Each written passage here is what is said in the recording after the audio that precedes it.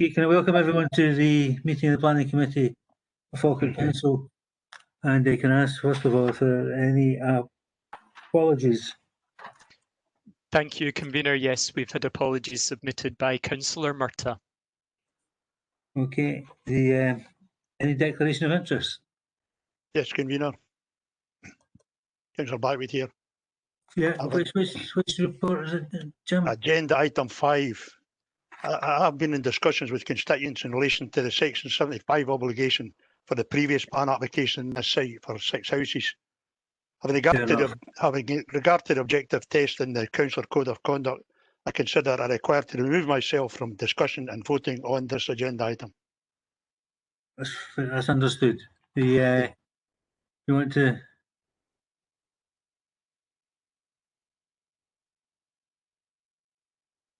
So what would the procedure when I get to the item? I just leave the meeting? Yeah, you leave the meeting. I'm just not sure how, but someone will explain it. Mr. Black, would you move you into the lobby at that stage? Okay, thanks, Karen. Okay, right, that's item 3. Item 4 is the minutes of the meeting of the 18th of November. Any issues rising from the minutes? Read the minutes. Agreed. Agreed. Okay, item 5 is the erection of a dwelling house, or 3 dwelling houses, and road at land to the east of Maple Lodge in Banknock for Mr. John Penman. Mr. Penman has requested the delegation today, as you're aware, where the committee can either approve or reject that particular application. It was submitted in time, I believe, and it's an audio. What's the views of the committee? Convener, you know, we agreed for to continue it for a time to give the applicant time. I didn't see the purpose. Well, I take it that we would give him the time, and it really seems silly asking him to see it all if it's a kind of accepted one. Well, I'm happy to move. You could say that it gets continued to give him time to carry out what we look his report. Well, so I didn't want to see him doing it twice, if you can what I mean. I understand that. But what we don't know at this point in time is just what he's going to say. Right. Okay. I think it would be prudent to hear that first.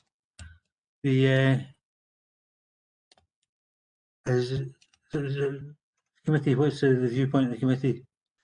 First from Councillor McCluskey. Anyone else? Do we hear the delegation or not? Let's hear the delegation as far as I'm concerned. Yep. I agree. That consensus? Agreed. Yep, agreed. Okay. Well, that obviously will come first as part of the agenda. What's the arrangements for hearing Mr. Penman? Thank you, Convener. Yes, in terms of standing orders, Mr. Penman, as the applicant, would have 10 minutes to speak to the committee, and a deputation is the only opportunity for a member of the public to speak to a council committee. Thanks, Convener. So it would be 10 minutes. Okay. The mechanisms for achieving that is similar to the Councillor Blackwood. Once he's made his contribution, he'll no longer be permitted to remain. Thank you, Convener. In fact, Mr. Penman would be welcome to stay on the call. The meeting's a publicly broadcast meeting in any event, but I would anticipate Mr. Penman would remain on the call until a determination had been made on the recommendation of officers. Okay, that's fine. Okay, can we bring Mr. Penman? Can I just ask a question? Yeah, surely.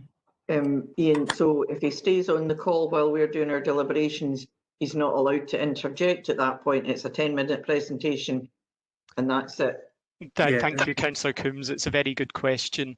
Standing orders provide that a member of the public does not have a right to speak to a committee except by way of a deputation.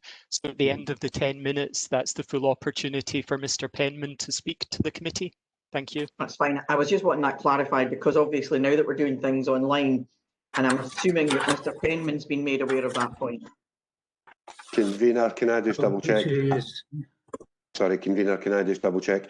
I take it we're allowed to ask Mr. Penman questions. It's just that I appreciate what Ian said, but he'll have his 10 minutes, but we could also ask him questions which he could reply to. That's correct. Thanks, Councillor Bowes. That is absolutely correct. Thank you. Okay, don't join Mr. Penman in. I'll explain the standing orders to him.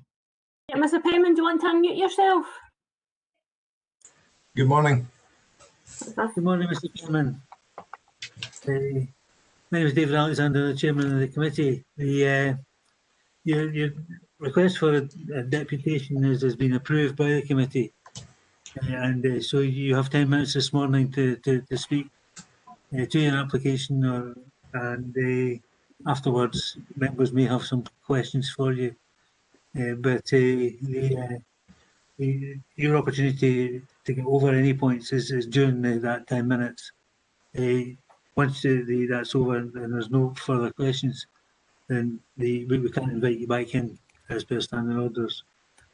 So is there any questions that you have at this point before we start the clock ticking? Is this aimed at myself? Yes, Mr. Penman. Could I just clarify that the 10 minutes includes me asking questions and the time it takes for them to be answered in total? You have 10 minutes to speak. We'll act with discretion, shall we say, in terms of other aspects of your inquiry. Right, okay. Good morning, ladies and gentlemen.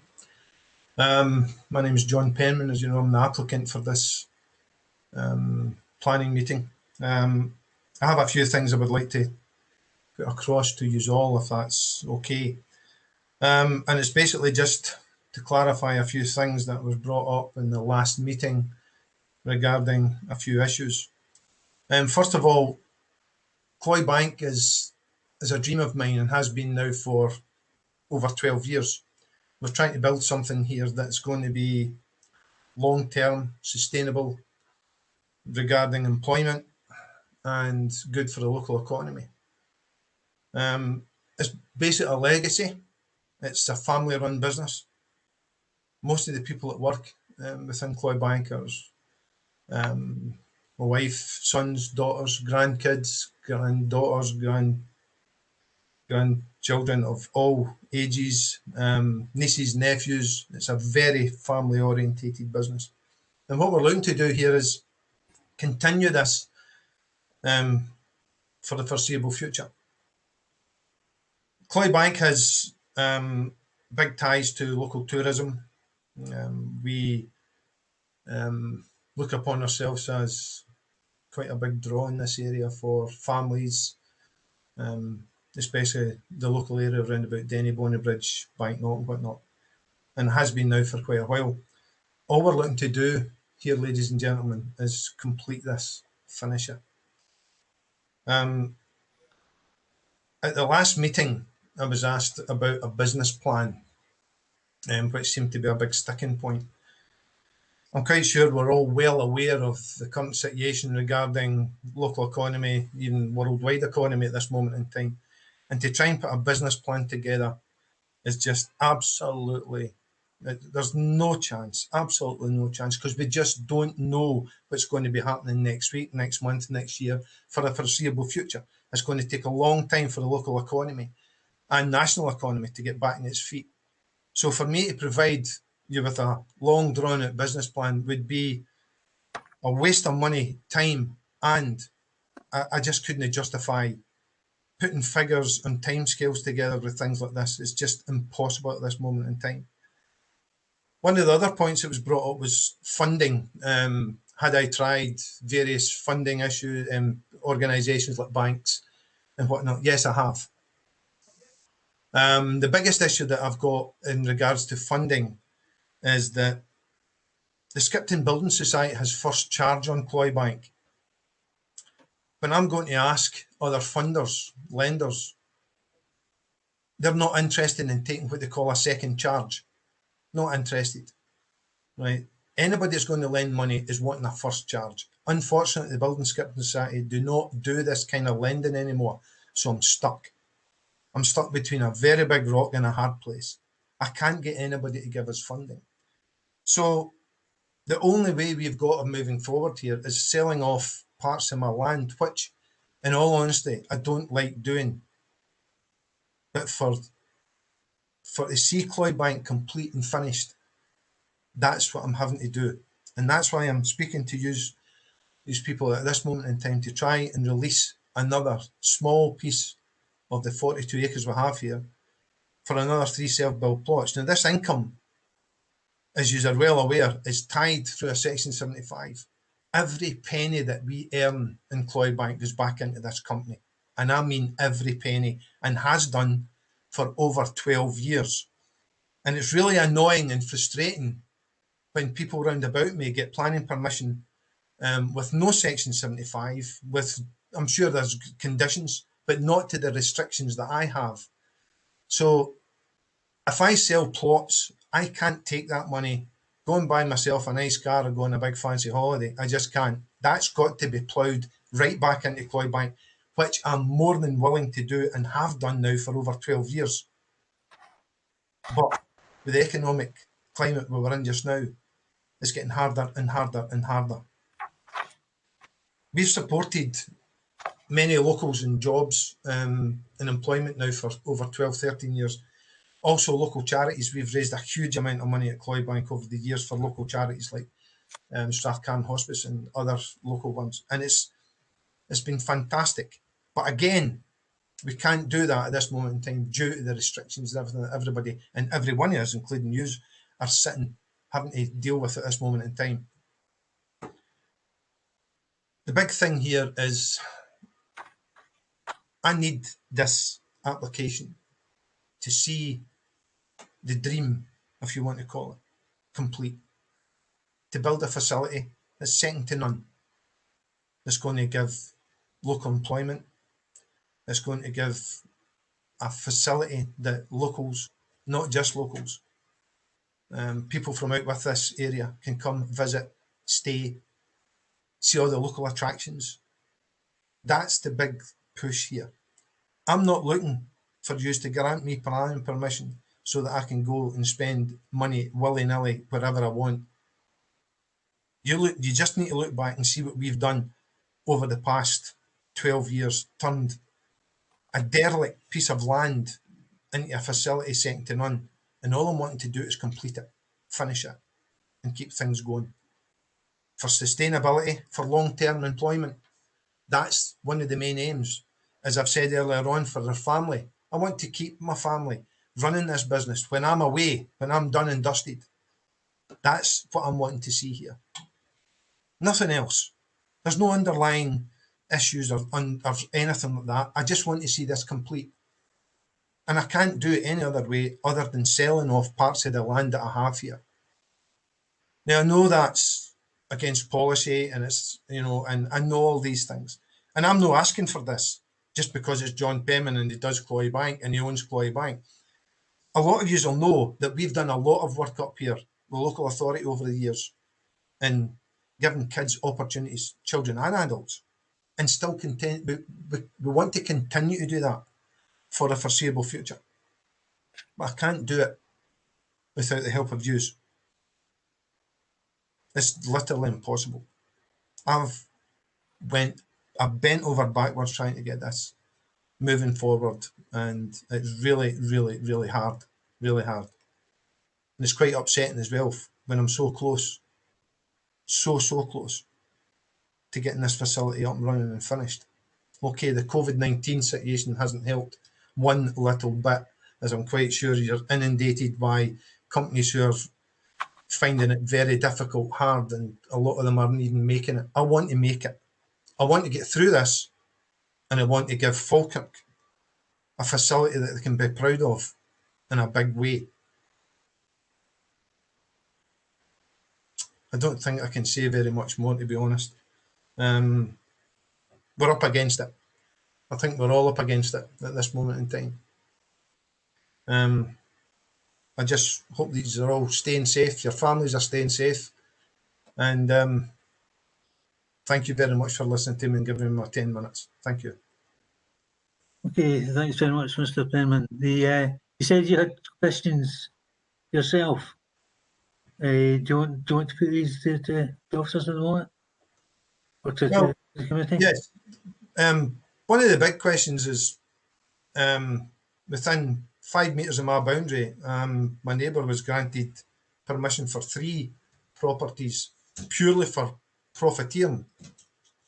Nothing going back into the community, nothing going towards schools, education, nothing going towards, I mean, as I've said earlier on, I'm having to spend, which I agreed to 12 years ago with the Section 75, to put every penny that we earn back into this. And that's what I've tried to do.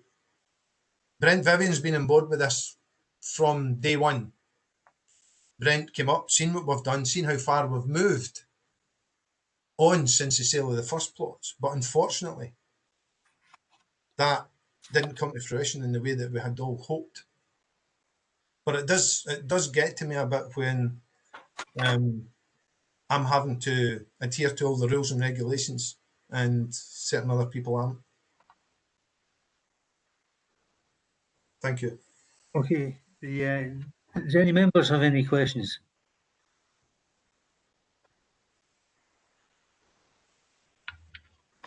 Let's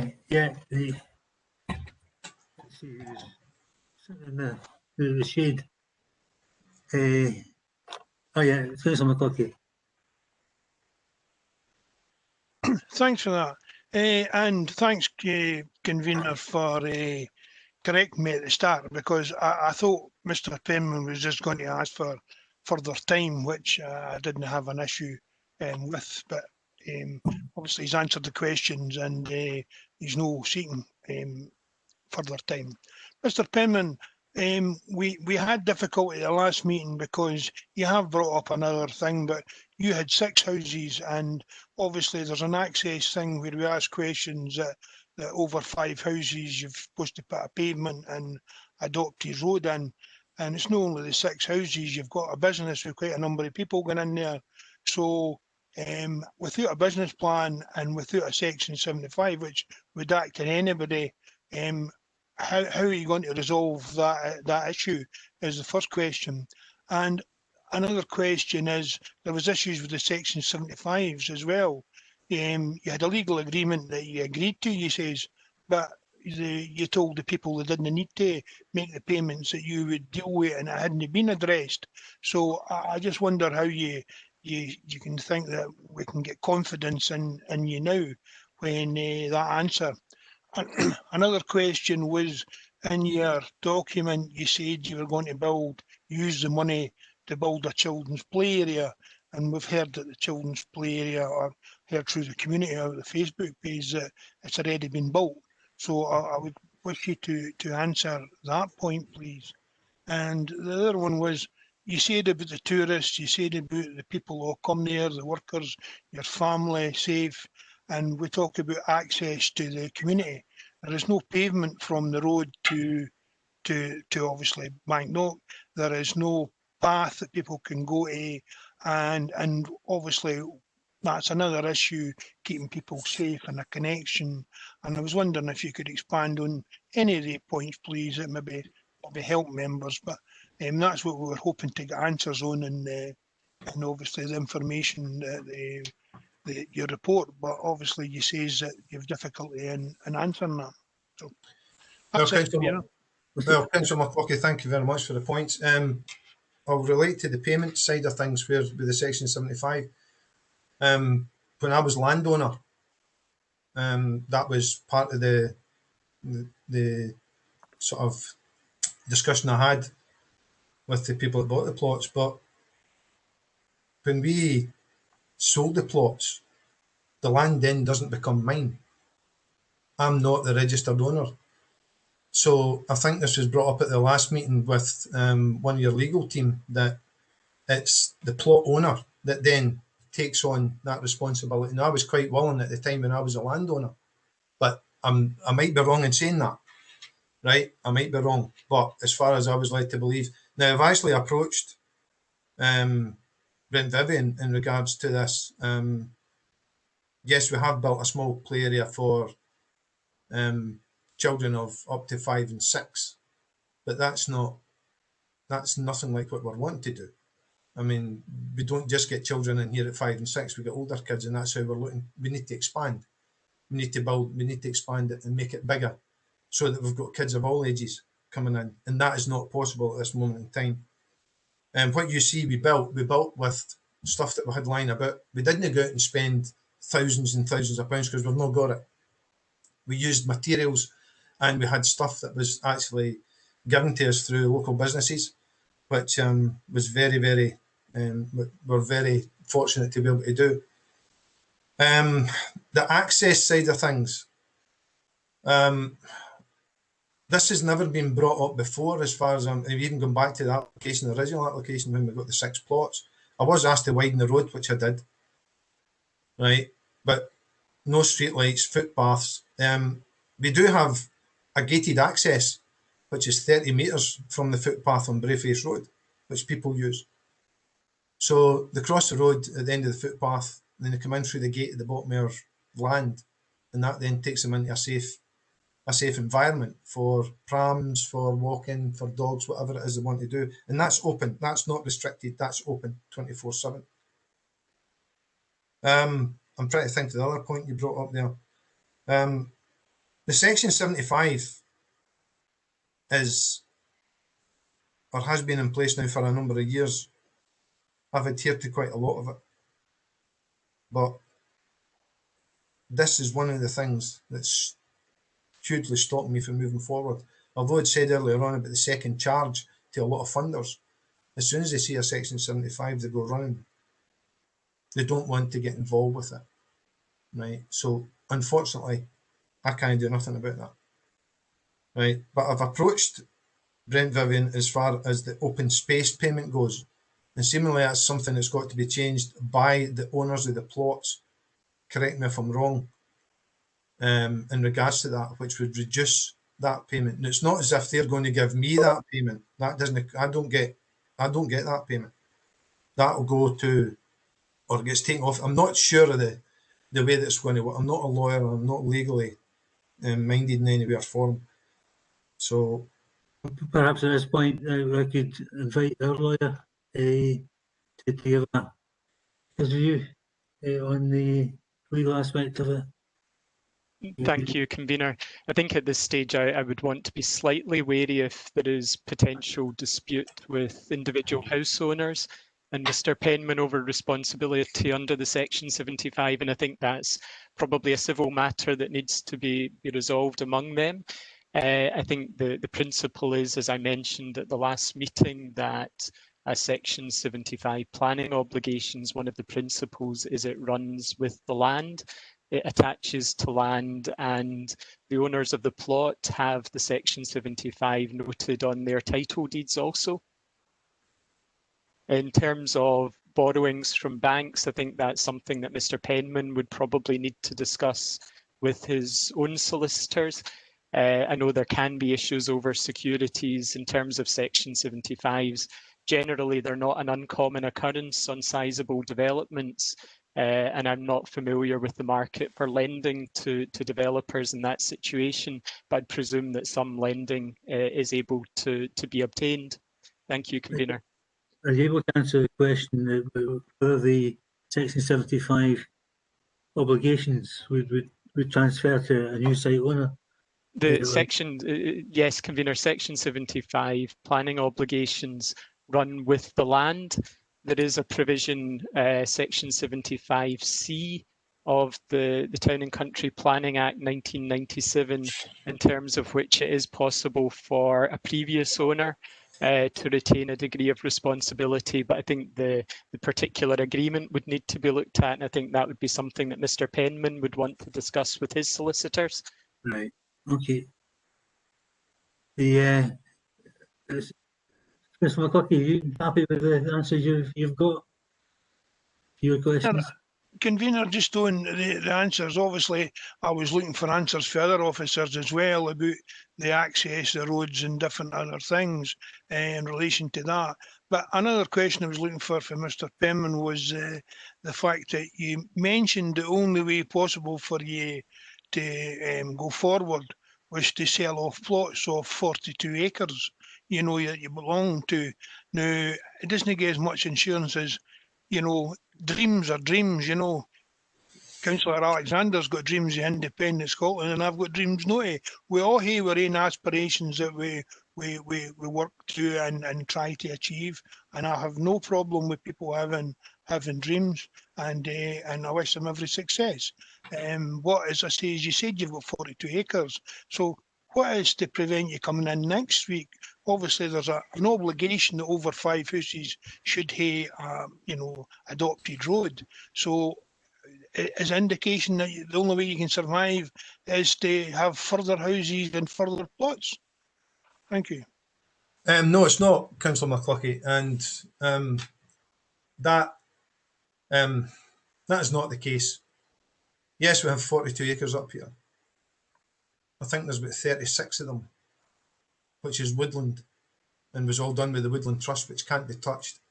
Plus, it's gradient. The ground that we've got up here is not suitable for housing in any way or form other than the small areas that we've got. So, no, we wouldn't be coming back at a later date and putting in an application for another 10, 20 or 30 or 40 houses. That's not the way I work.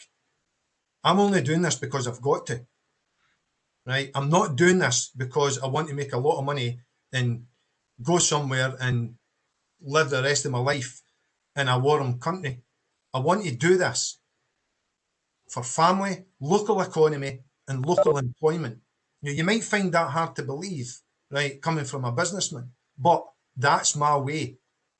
So don't be thinking for 1 minute that John Penman's going to come back in here with an application, as you've said, next week for more houses. No, because I don't want to be sitting here in this position in the next 3, 4 or 5 years. I want to see this complete. I want to see people enjoying it. I want to see the local employment. I want to see the local economy getting the benefit out of it. I don't want to be building anything else other than the buildings that I've got nearly complete. And that is it. Now, you're only going to take me as my word at that. And I'm quite sure you'll be thinking to yourself, well, he got 6 plots and now he's back for 3. Is he going to come back for another 3? No, I'm not. I'm not. And I can assure you, and if you want it in writing, I'll get it in writing. That's not the way I'm looking to do this. Not at all. I'm quite sure there's other businesses out there that's done it before, right? But to be honest, if I did put an application in, yous are the people that would just stop it instantly, no matter what. So I don't want to be sitting here talking to yous in another couple of years looking to get something else. I want to be sitting here and I want yous guys to be looking, and ladies and gentlemen, I want yous to be looking at this in years to come and go, look, there's that Cloy Bank, look at that. Oh, how good's that doing? Fantastic. Look, great for the economy, brilliant, bringing people in from all over the country. Because as you know, we're looking to try and put static caravans in a holiday lodge that we can bring people in to stay and for staycation. Right? But the way things are going in the world now, a lot of people are going to want to be going to airports and flying out. So we want people to be coming here. Yous want people to be coming to the Falkirk area for the Kelpies, for the wheel, for everything else that's doing about this area. I just want to be part of that. That's all I want to do. I just want to be part of that. Right? So I don't take kindly to being made out as if all I am is someone who's looking to earn a couple of bob here, do that, then move on, then put another application and earn a couple of bob later on. No. And there's people within that committee know exactly who I am and what I am. And I'm not like that. This situation has arisen, right, through no fault of my own. Okay, thanks for that. Councillor Coombs. Thanks, convener. I would just like a bit of further elaboration about why Mr. Penman says that there's no chance of a business plan. As a businessman, as he said, for the last 12 years, I'm just not joining the dots here. having gone through these processes before and been in the business for 12 years, most of the time, if you come up against authorities or business, you have to have a business plan, both for the banks and as I said, for the council to be able to move forward here. That's my first question. And the second one is, what is it that Mr. Penman's asking for us? The recommendation is for a continuation, but it sounds as though what Mr. Penman's asking us to do today is to accept the application. So can I just get clarification on both those points? Right. Mr. Penman? Regarding the business plan, I've got one of the best accountants in the country. Now, I've sat down with them on numerous occasions. Now, I don't need to tell anybody within this committee what's happened over the past year and what's likely to continue to happen over the next 2 or 3 years. For me to put a business plan together right at this moment in time would be false and an absolute waste of time.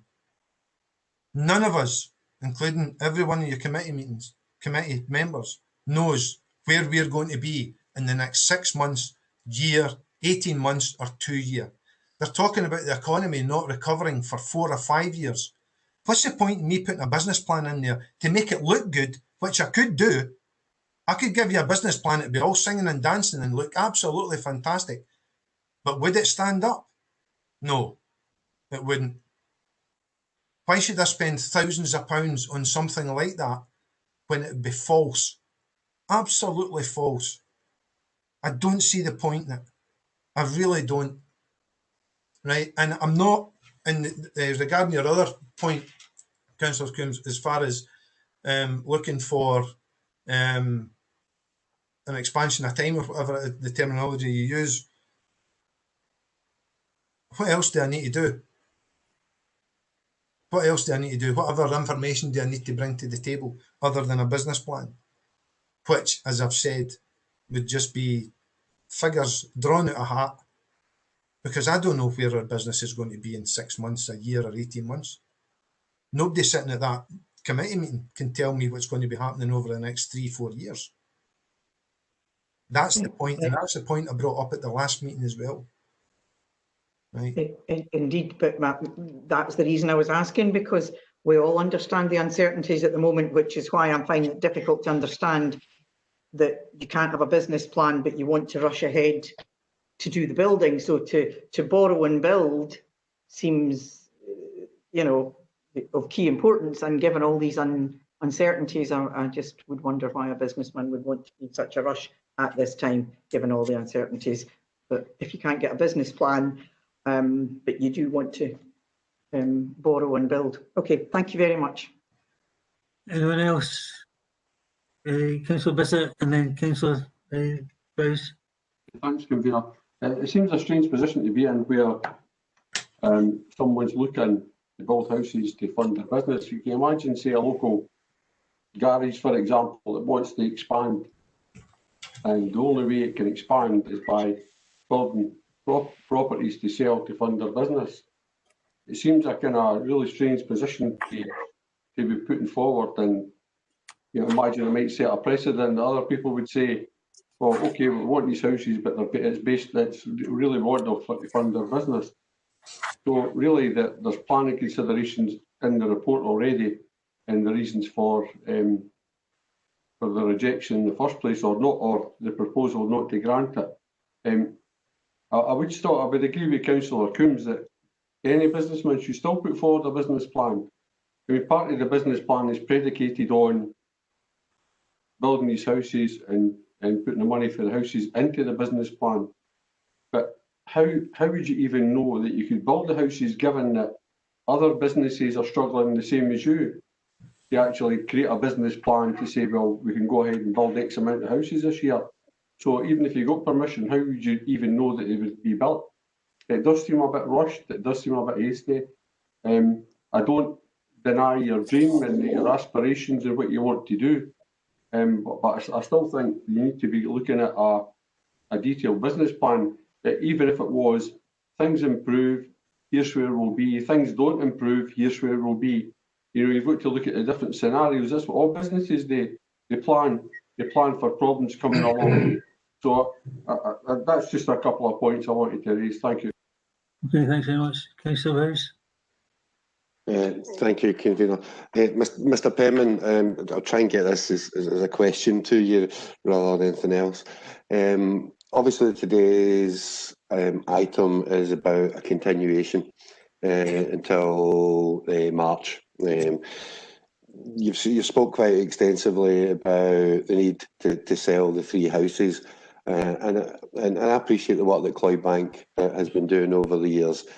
But I also understand a certain amount of the business side of it as well. Would it not be the case that if you've decided to sell the 3 houses to return, obviously then there will be a financial return on that, that you must have planned what you're going to do with that? Is that not a business case itself? Is that not quite? And I know you could do the whole of Cloybank. Could you not just do a business case for the 3 houses, sale of the houses, and how you and as Councillor Bissett just said, pluses and minuses on it. But a lot of the stuff you spoke about today is normally covered in it. So what we're looking at here is, and my question again, and going back to it, is this is about a continuation. Is it worth us doing a continuation to March, so that you can put a business case on the selling of the 3 houses rather than a business case for the entire Cloybank? Can I answer that, please? Yes. First of all, I'd like to correct the committee members. I'm not building houses.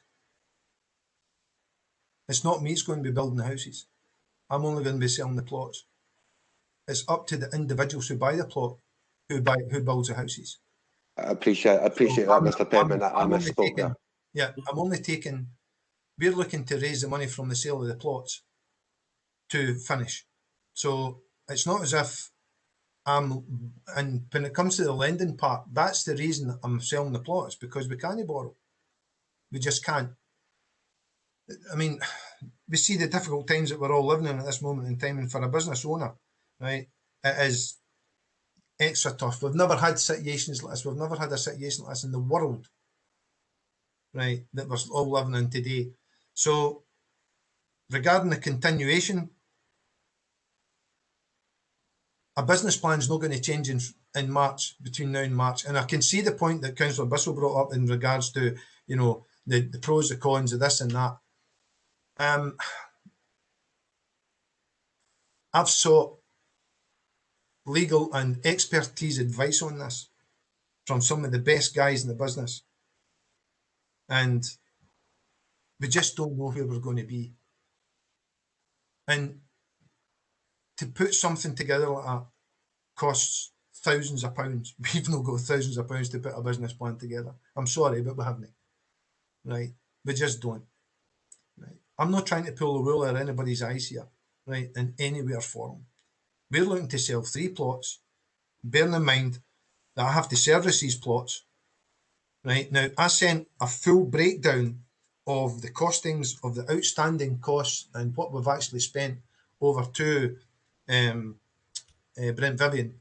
Now, I don't know if that's been passed on to you or not, but it was a full breakdown right to the last penny of what we require and what we've spent to date, right, from the sale of the other 6 plots.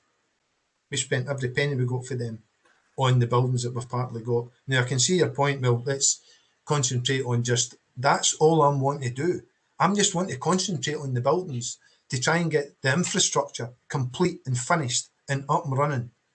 Now, I know that's not going to happen tomorrow. It's not going to happen next month. It might not even happen this year. That's how uncertain everything is at this moment in time, because we just don't know what's going to be happening. Right? And it's a bleak picture. It's a bleak picture for us all. But as a businessman, it's tough. It is really, really tough. Especially a small family business. We don't have the resources in place in any way or form to be able to continue the way we're going. Right? And that's not a case of...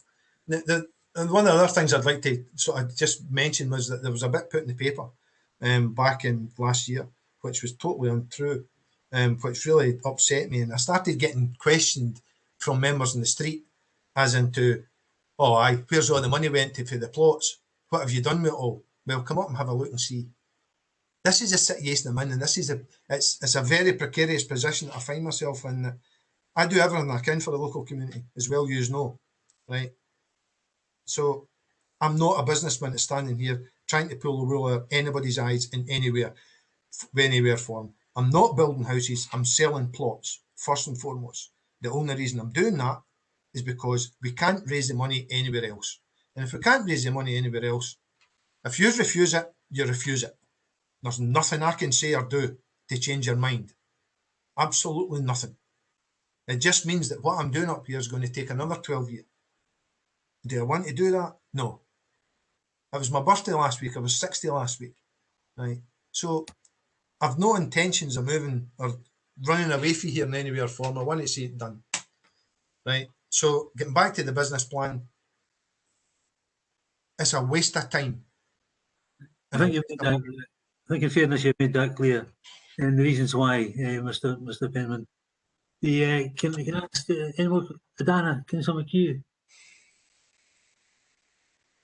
for a question?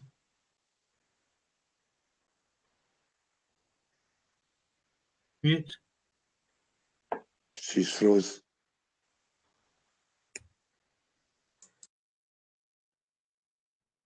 We'll come back to Councillor McHugh. Is anyone else?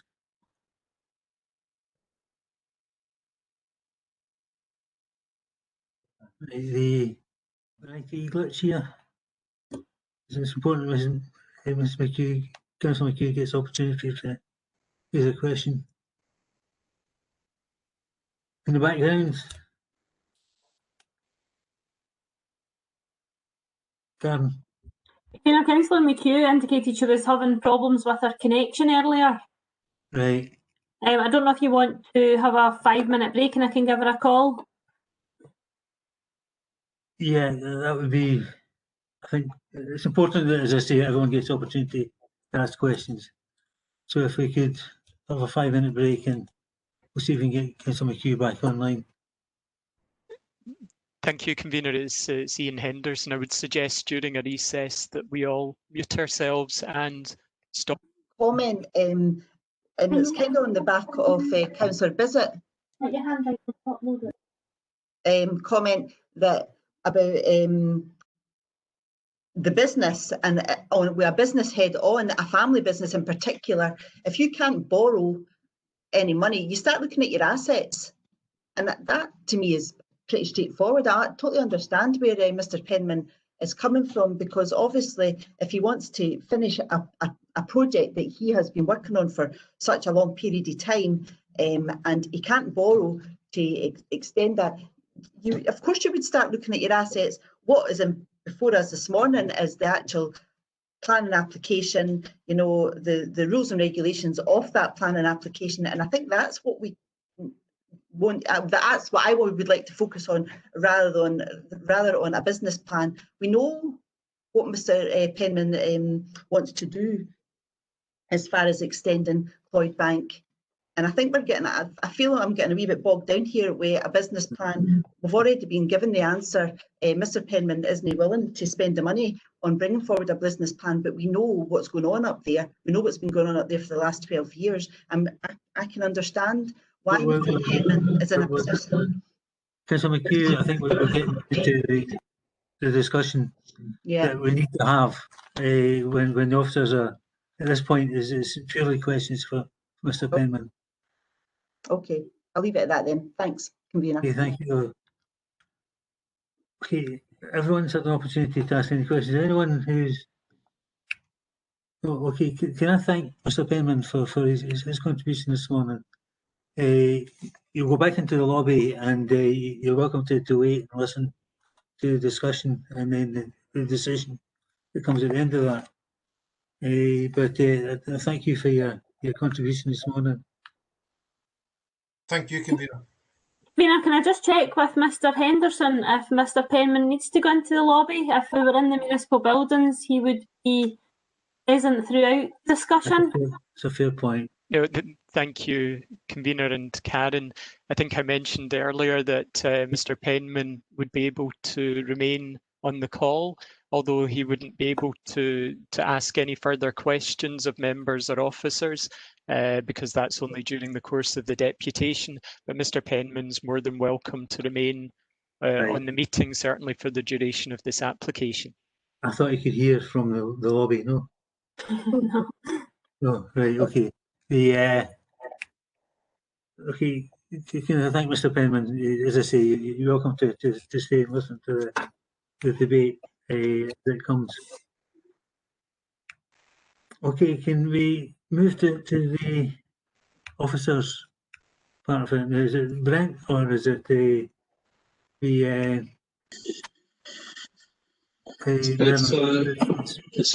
it's myself, Convener. It's okay. Brent, Vivian. Could everyone make sure they're muted for the moment, because we're getting feedback. So if everyone can make sure they're muted. Okay, do you want to take us into the application, Brent? No, sorry, Bernard. No, it'll be just myself, Councillor Convener. It's Brent. Okay, what's up in the windows?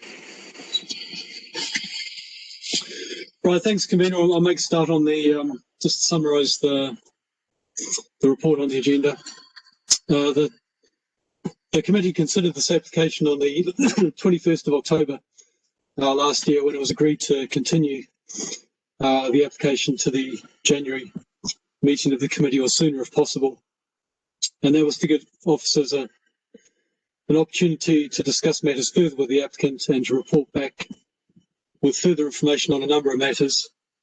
Those matters covered the business case for the proposed development, progress in relation to the requirements of the previous Section 75 planning obligation, access and transport considerations, proposals for use of the income that would be generated by the additional proposed 3 housing plots, and any other information that we required, that we considered that we would require.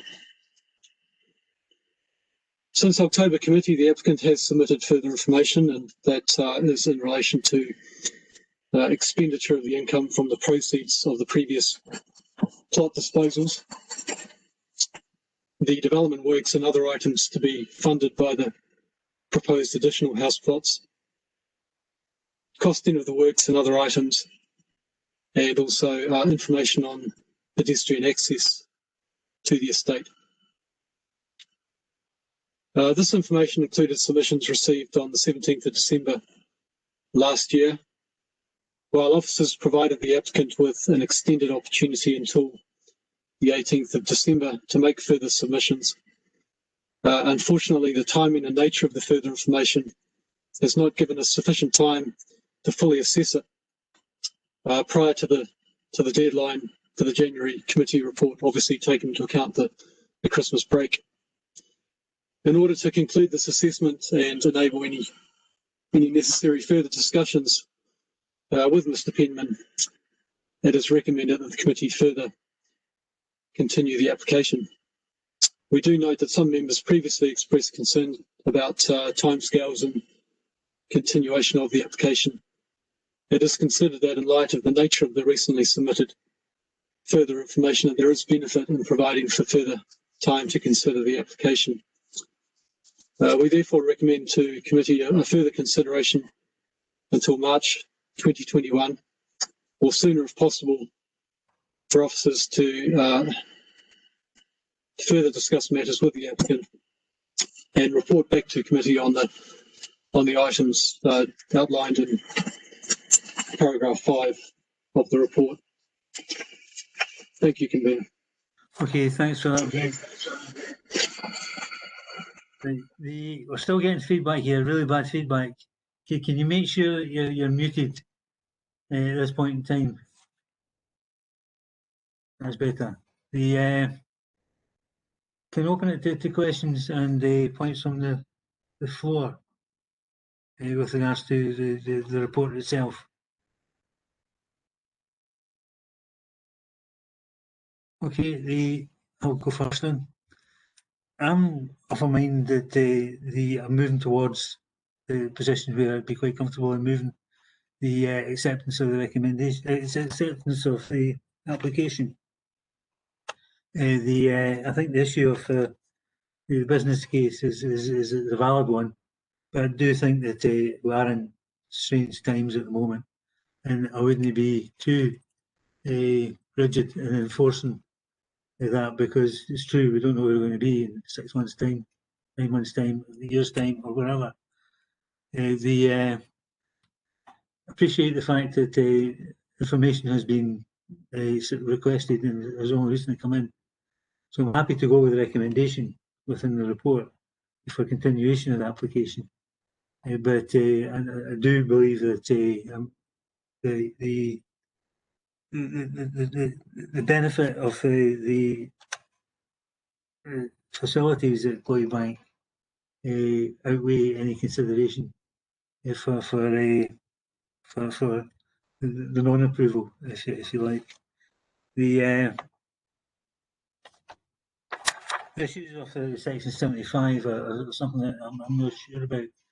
I mean, is it Section 75? Can it be retrospective? And it's maybe a question for yourself, Vivian. Can it be retrospective in terms of enforcement of part of the Section 75 on the people who have subsequently bought the chalets, the properties? And if not, then where does the council stand with regards to issues of access and in particular the pavements and roads leading to the site? So these are questions that I'd like answered, but I do think that the case has been made, and it's a relatively sensible case with regards to the issue of the business plan. But the other aspects are still outstanding, particularly Section 75. Brent, the Section 75, anything that you can add to that?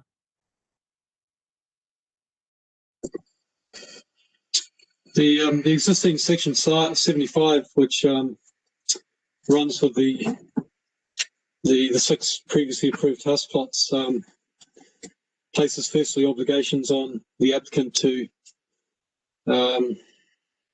complete certain development works on the site, linked to occupancy of the new plots. And secondly, it requires open space and education contributions. In terms of the open space and the education contributions, they're tied to payment upon occupancy of the units. So some of those units are now occupied, so there is a breach in terms of the current Section 75. As Mr. Henderson touched on earlier, the Section 75 is with the land. So there is a liability now on the new plot owners in terms of those payments. We have been in touch with those new owners, and I'm just trying to think. I believe we're awaiting a response from the new plot owners who were going to take legal advice on how they see their own liability, and in terms of any private arrangement they may have had with Mr. Penman in terms of who would make those payments. Right. It's a conundrum. Are we seeking the same advice from our legal people, and as well as planners? Maybe reword that. I get the impression, Brent, that you're not quite sure yourself with regards to the answer to that question. Is it legal enforceable in terms of Section 75 if it's changed from 6? Brent's talking, but he's on mute, convener. Right. Okay. In terms of the group of 6 that were there, I mean, it's easy enough to disseminate that and down to what it would be on an individual basis. But do we have the legal ability to do that? Brent?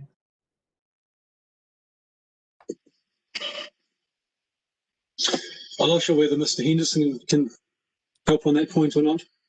Okay, Ian? Thank you, Convener, and thank you, Brent.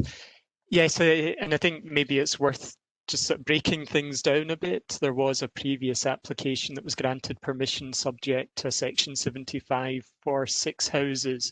Now, this is another application, and we would consider that application on its own merits, albeit there is a sort of linkage in terms of creating a larger community within that area.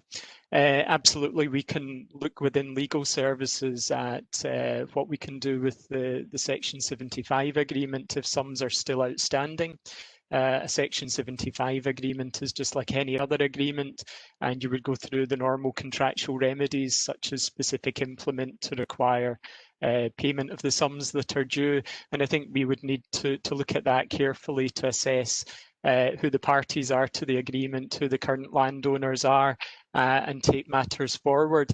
In terms of the current application, I think Mr. Penman, who's on the call, has suggested and requested that permission be granted without being subject to a Section 75 planning obligation. And it's for members to consider that, but I would just maybe point to some points in the report, in particular in relation to what the planning officer has written in regard to education contributions, which are considered to be payable in terms of policy IR 03 and open space contribution per policy PE 17. I also note from the original report to the October committee that money generated from sales would most likely be used for purposes that are noted at one of the bullet points in paragraph 1.5. So I think members need to consider whether they would be prepared to grant permission if they were minded to grant permission without a planning obligation, or whether they, in this case, would require a planning obligation to be put in place in relation to the matters narrated in the original October report. And maybe Brent would be best to speak to some of these points. Thank you, Convener. Okay, Brent, pass back to yourself.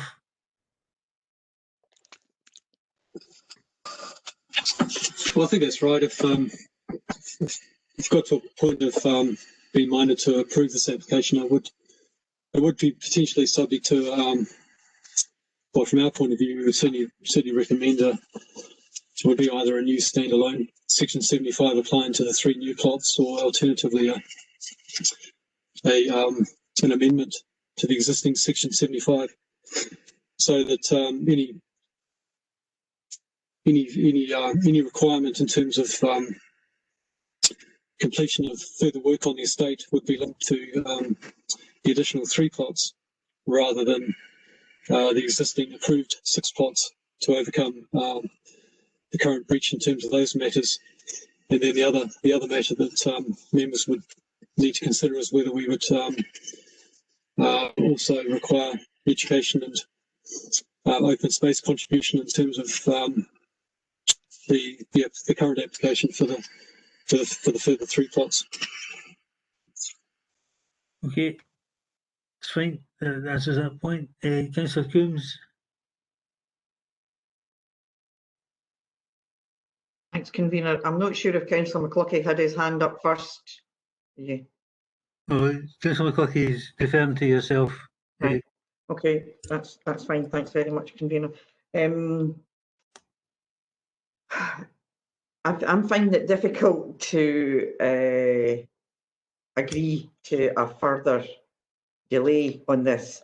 I think it's been kicking about for such a long time, and I hear what Mr. Penman was saying, and he made a very emotional plea. It's a family business. He employs all his family and he wants to leave a legacy for them. But you know, we'd all love family legacy to leave for our families. But as Councillor McCluckie alluded to earlier, dreams are not the business that we're in. We're a planning authority, and we need to make sure that we take account of what's good for the whole community, not just one particular family or one particular business. I have grave concerns about, as I said, the length of time that this has been going on, given that this isn't the first application that Mr. Penman's made. We've been waiting for a long, long time, and I think that as a committee we've been extremely patient, and officers also have been very, not kind-hearted, but they've been very good to Mr. Penman in not sticking to the rules and allowing that extra time. I think there's a lot of questions that are still unanswered. As I said, the well-being of the family and the family business aren't what concerns me at the moment. It's that the regulations are followed. The information that we've been asking for, if it is as important as Mr. Penman says, and I've no doubt it is to him and his family, and this is key to making this business work, then why is the information consistently late and delayed and delayed? As I say, the Section 75 works, the debate over the payments, again, these things are pretty straightforward. If there's a Section 75 on the land, then there should have been some sort of proper agreement between Mr. Penman and the people that he sold those plots to, so that we, as a local authority, don't end up chasing around saying, well, who's going to pay for the education? Who's going to pay for the roads? The open space policy as well, as I say, I mean, there's questions over that. There's just far too many questions. As I said, the information coming in late, the roads, I'm just flicking through the papers here just now, and although the roads, you know, the concerns wouldn't justify refusal of the application, just because there's similar sized developments in the area that we've supported. And this is what we see, it's like each one brings us further and further towards a tipping point, and it's that thin end of the wedge thing. It's already in breach of the planning obligation because of the 4 dwelling houses that are occupied. It's in breach because of the open space and education contributions. I really just have far too many concerns and issues over this to even further continue it. So personally, I would recommend refusal and start afresh with this. If it's and again, I don't understand why, if in these uncertain times you're unable to get a business plan, but yet you, as a businessman, you want to go ahead and to extend your business at the cost of selling these plots and not quite breaking the rules, but certainly it's not a clean application, and it leaves me with a lot of concerns, and I would rather refuse it at the moment and then start afresh and stick to the rules. And things are more certain, which may well give Mr. Penman time to get a business plan together and speak to lenders or whoever else and clear up the legacy from the previous application regarding Section 75, because it's our communities that benefit from Section 75s. Thank you. Legal advisor at this point in time. I'm moving refusal. Yeah, I've noted that, but can I have the views of the legal advisor with regards to some of the comments that you've made, Councillor Ian? You're on mute, Ian.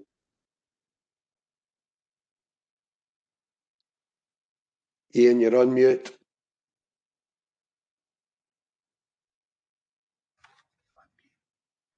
Still on mute. Thank you. Thank you, Councillor Bowes. Apologies, I didn't realise that was muted at that point, and a strange message appeared on my screen that still muted it. The reason I put my hand up was, and I think Councillor Coombs answered the first limb of the question, and that was, is she moving a motion? The second point was just to clarify the refusal, and it was just to check, Councillor Coombs, whether that was the same refusal recommendation that was noted by officers in the October committee report at paragraph 8.1. I don't know if you've got your papers in front of you there. I have, just give me a second.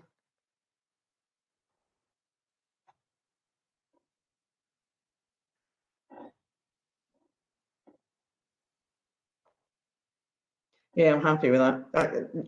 It basically summarises what I was saying. As I say, I mean, it is contrary to policy, and I don't think the arguments that have been put before us justify against our own policies for all the reasons that I've just said. It's again, and we come across this all the time, and I get that, but housing in the countryside and taking in the round, given that we're all concerned about climate change, the more building we have and the less countryside we have, there's another reason. Okay, so McClucky. Right, thanks for letting me in, convener. I think Mr. Penman was kind of looking as if we were being against him, and where that's not the case. We're actually trying to find a way to actually support him. But we've got deregulation. I've got constituents, we need consistency. I've got constituents that were turned in 2 years ago for 3 houses because there was original house there, because we were insisting on adopting the road in, and it was just unmanageable. Then we moved it up to 5 houses. Well, the roads, I thought, changed it, thought telling on us, but to obviously national policy. But here, Mr. Penman's got 9 houses, right? He's got businesses going in now, he's wanting to go in for caravans, and he's got these tourists and all the people and all the workers all going in, and there's no, the roads, I said, it's not wide enough to pass, and no pavement, and officers are telling us that they've not had time to look at the latest responses and that. So to me, it would be on road safety totally unpredictable to suggest going for this today. The other thing, I think Councillor Bowes was trying to help considerably the applicant by suggesting we have asked for a business plan. The trust came in yesterday with a business plan for something as big as the trust. Now, I'm sure that they're aware that COVID's out there now too, but they came in with a business plan, and it's up to us whether we accept the business plan or no. And it could be in the back of a fag packet, but that is what Councillor Bowes is saying. The reality is, what we're looking for is a business plan. Now, the fact is that if officers tell Mr. Penman that what he needs to do to get Section 75 to get further houses is to put a path in or do something or pay the contributions to thing, what members can actually waive. However, if he finds out that it's got to cost him 300,000 to do that, he's got to get 100,000 a plot and say, well, it's not viable. I need 300,000 to go and do what I need to do. Therefore, I would need to put in six plots. That's a business plan. That would make him go forward. The government rules is you can use income from generation as long as you show that it's gone into the development. So he hasn't shown us that yet, but we've asked for. So, as Gary says, you know, we moved it continuation to do that. And if I've got to decide it today, I'll be seconding Councillor Coombs in refusal. I was happy to go and thought it was just a straightforward case. Again, Mr. Penman, a bit more time and grasping it and try to come forward with somewhere. We all know the value of Cloy Bank, but we've got to treat this as the same as any other application. And we've got to look at road safety, we've got to look at contributions. We don't need to take them, but we have to consider them. And officers have said that obviously I've identified concerns, members of the public identified concerns, officers have identified concerns. We can't disregard that.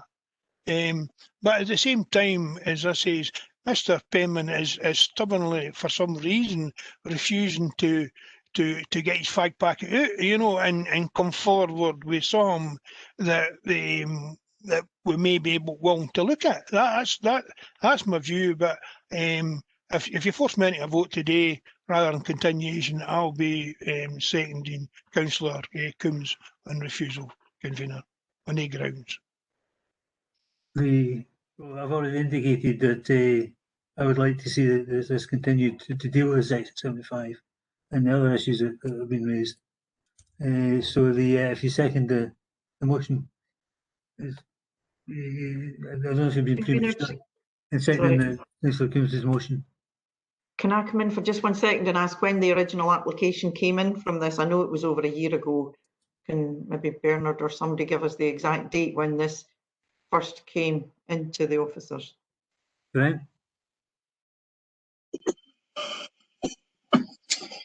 It's a 2019 application. Off the top of my head, I can't think precisely when in 2019. But certainly, it's been with us for over a year now. Thanks, Brent. Okay. Councillor Bowes. Thanks, convener. Convener, as far as I was aware, we were asked at this point in time and during as part of the pandemic is to look at a bit of flexibility in planning.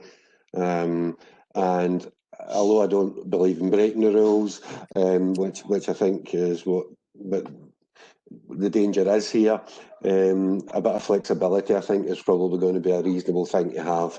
I agree with what Councillor McCluckie said. As I was trying to help and suggest a nice simple business plan may be sufficient to take us forward. I'm going to second you, convener, to give Mr. Penman a chance on this, to do something hopefully which will take us forward. It also gives Brent a little bit of time to look at the information that he's been sent, which may produce a different picture. And I appreciate making a decision today. It could be a hard and fast decision one way or t'other. I don't think that would actually be the right decision. I think the continuation would be the right decision. If Mr. Penman doesn't want to take the opportunity, then that's entirely up to Mr. Penman. But I think importantly, allowing Brent to take the information that he's got, to go through it and produce something which gives us detail on the information that he has received, I think is probably the most important point. I think, as he said in here, by March or sooner if possible, and I think that would be suitable. It would be more suitable for me, and hopefully it would be more suitable for the rest of the committee. So I'm happy to second the convener if that's what he was proposing, was a continuation. It certainly was. Anyone else? No one else indicating want to speak? Convener Councillor Bissett has raised his hand. Right. Okay, Councillor Bissett. Thanks, convener. The point I was trying to make about was that Mr. Penman was making a plea based on releasing funds for his business. And I didn't think that was the way forward. I mean, clearly you do have to look at your assets to try and release funds. But it basically was, look, let's grant, I need this granted based on an emotional plea, if you like. So for me, there are planning authorities, Councillor Coombs says, and we have the regulations to look at. So that was just the point I was making, that you can't just base it on because somebody needs funds to keep their business going. That was the point I was trying to make. Now, I'd be supportive of a continuation and to get further information, as I think we clearly need further information. And I still believe that, as Councillor McCluckie said, the Falkirk Community Trust produced a robust business plan given we're in the midst of a pandemic. So I don't see any reason why Mr. Penman can't come forward with some form of a business plan. Thank you. Okay. Anyone else? Councillor Hughes. Yep, I am actually heading towards for continuation. There was just a couple of things that I was getting a bit confused about. Maybe I'm needing some clarification. Looking at the issue of the section 75, does the previous section 75, does it have to be linked to the new application for free houses? The other thing, obviously, that would be a question for Ian, for Mr. Henderson. And the other question I had was, obviously, in planning terms, I believe that there are principles of sustainability. And there's two things I was thinking. Does the planning committee, I'm obviously thinking, I'm pointing my question more to Mr. Henderson. The planning committee obviously has discretion. I'm just trying to think, do we have discretion in terms of sustainability, in terms of, obviously, part of that would be if an application is put in, it must be sustainable. If it was based on the section 75 and contingent on the section 75, the three houses, that would mean that the application was not sustainable. Because I'm listening to Mr. Penman, obviously he wants to plough all the money from his assets or the land, which he wants to have three plots, of which 3 houses to be built, and plough that money into the business or the whole establishment. So if we said, obviously, there are obligations, we in fact would then be saying that that would not be sustainable. Do we have discretion in terms also of the business plan? It's the definition of the business plan, and I'm taking up Councillor Bows's point, that a business plan doesn't need to be something that costs thousands of pounds. It could be a 3,000-word dissertation as and outlining some of the points or the case, putting a case as opposed to a fully developed business plan. Could you clarify some points for me, Mr. Henderson? Yeah. Thank you, Convener, and thank you, Councillor Hughes. I think you asked a number of questions there. In terms of the linkage between the Section 75s, there is an outstanding Section 75 for 6 houses, and this would be a fresh application if permission was to be granted, and if the committee was wishing a Section 75. My initial anticipation would be that there would be a fresh Section 75 that would cover the obligations that the committee wished to impose in relation to these houses. There is a degree of linkage, but it's more driven by the fact that we've got, and I think some of perhaps the planners could explain better than me, but for instance, education contributions are not triggered until a certain number of houses are proposed to be constructed. But in this case, the view could be taken that there are already 6, so an additional 3 needs to be reflected in an overall position of what would be available to the education department. But I think you would have a fresh Section 75 obligation that would have fresh obligations in relation to education contributions, open space contributions, and I think you would probably also be looking at what would monies that were received from the sale proceeds be applied towards within the estate. And earlier on, I think I referred to one of the paragraphs in the October report that makes some proposals for what these monies would ideally be used for. And you would also have triggers for when works were to be done linked to occupation of houses and when payments were to be received. So you would have essentially 2 separate planning obligations. But I accept your point that certainly in a higher level view of things, they are linked to some extent.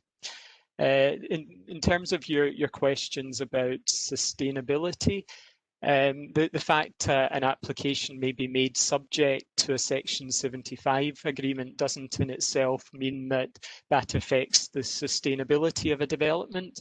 Section 75 obligations are principally there to cover off matters which can't be dealt with by condition, but the committee or the decision maker considers requires to be made available before they're prepared to grant permission. I mentioned earlier that I think Mr. Penman has submitted representations requesting that the committee grant permission subject to conditions but not subject to a Section 75, which would then leave Mr. Penman free to do with the sale proceeds and deal with them as he considers appropriate.